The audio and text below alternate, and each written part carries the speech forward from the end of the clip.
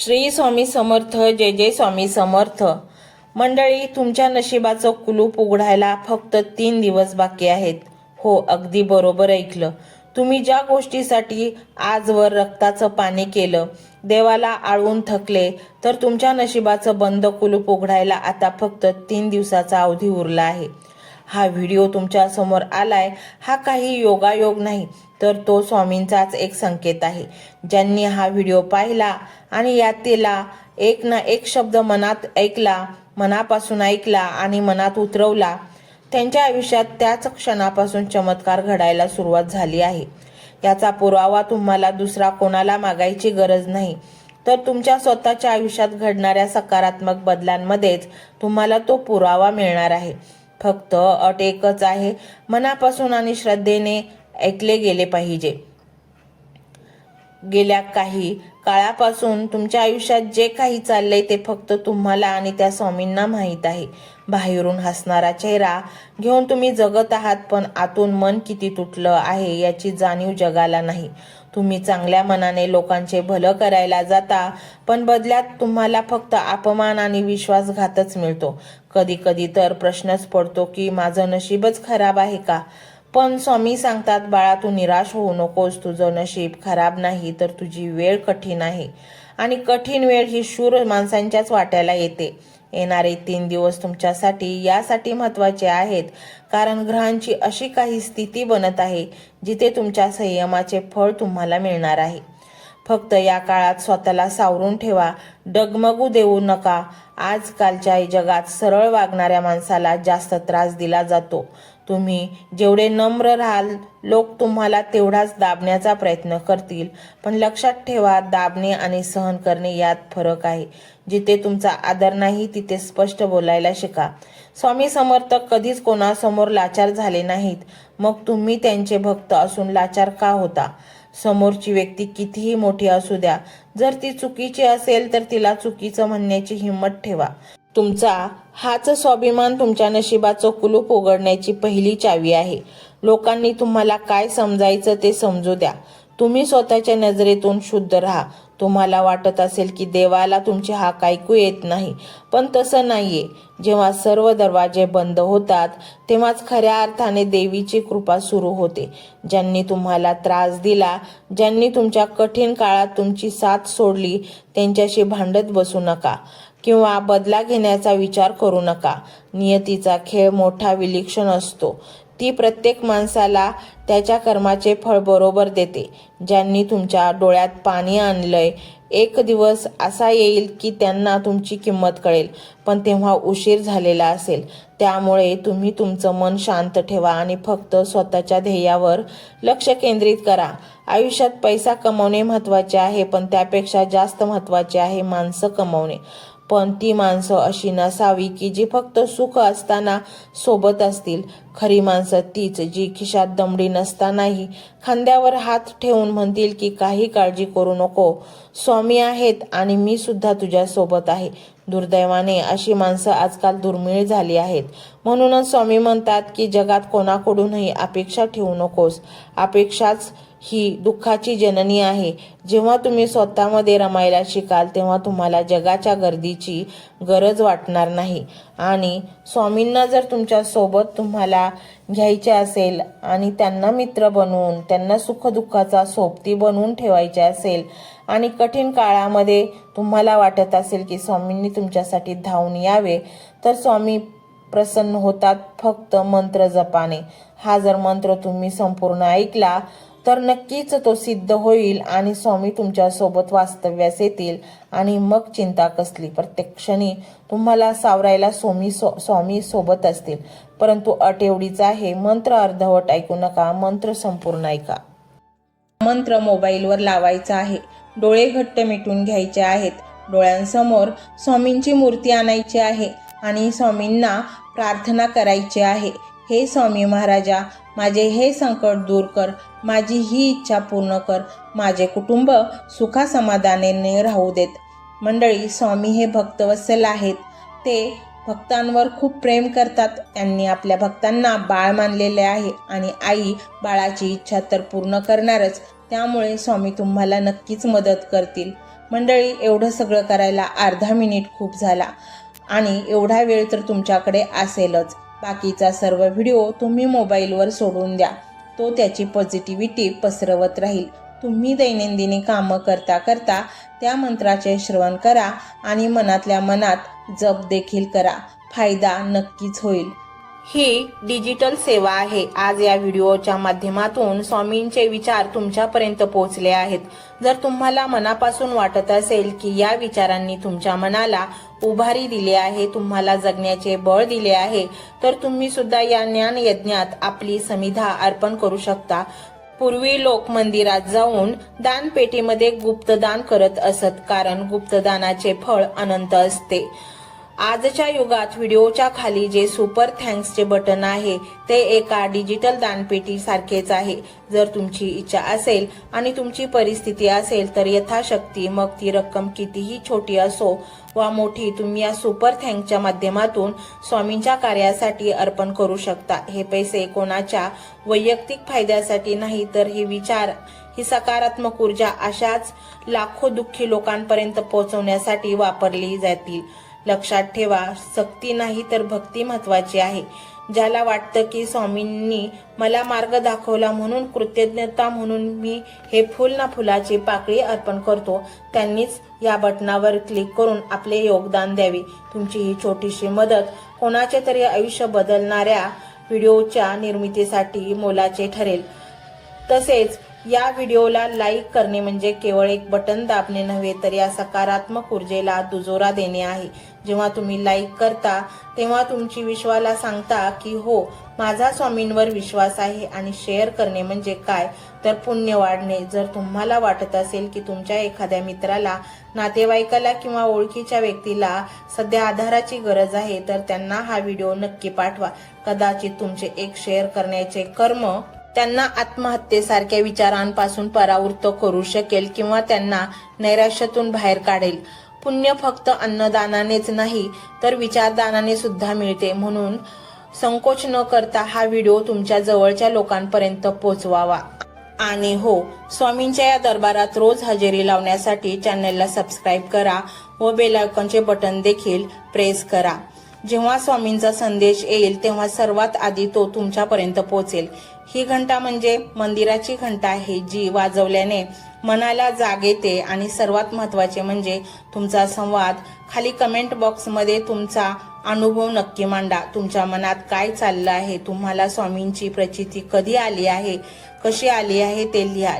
जेव्हा तुम्ही श्री स्वामी समर्थ किंवा भिवू नकोस, मी तुझ्या पाठीशी आहे असं लिहून कमेंट करता, तेव्हा ते केवळ शब्द नसतात, तर ती लिखित जप असतो. तुमच्या त्या कमेंटकडे पाहून दुसऱ्या एखाद्या भक्ताला प्रेरणा मिळू शकते. तुमची एक कमेंट हजारो लोकांचा विश्वास वाढवू शकते. त्यामुळे लाजू नका, मोकळ्या मनाने व्यक्त व्हा. इथे कोणी कोणाला जज करत नाही. आपण सर्वजण त्या एकाच माऊलीचे लेकरे आहोत. तुमचा हा प्रतिसादच या कार्याला पुढे नेण्याची प्रेरणा देतो. तर पाहूया तो शक्तिशाली रहस्यमय मंत्र काय आहे. तो मंत्र असा आहे.